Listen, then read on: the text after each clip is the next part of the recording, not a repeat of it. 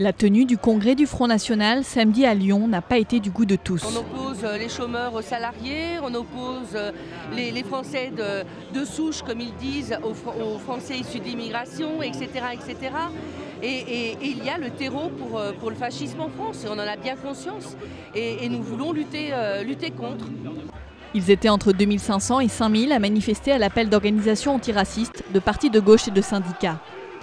Mais le défilé, que ces organisateurs voulaient pacifiste, a tourné court.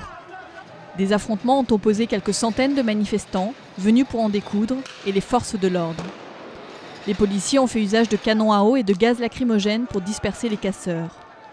Des violences qui ont conduit la plupart des manifestants à abandonner la marche. Au total, 14 personnes ont été interpellées et 11 membres des forces de l'ordre légèrement blessés. Une douzaine de commerces, dont 3 banques, ont été endommagés. Pas de quoi perturber toutefois la tenue du congrès frontiste. Je pense que sincèrement, Marine sera lors de l'échéance la présidente de la République. Le plus tôt serait le mieux, car la situation de la France ne cesse de se dégrader. Marine Le Pen a salué de son côté la victoire de Marion Maréchal Le Pen, plébiscitée par les militants.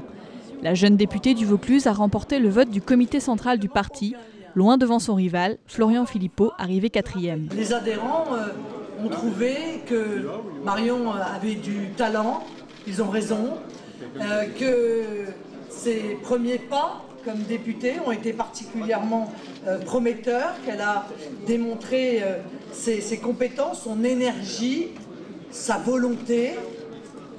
Moi, j'avais prévu d'ailleurs, donc je peux difficilement dire l'inverse, je ne suis pas étonnée, en l'occurrence, de cette première place. Seule candidate, Marine Le Pen devrait être réélue sans surprise à la tête du Front National dimanche.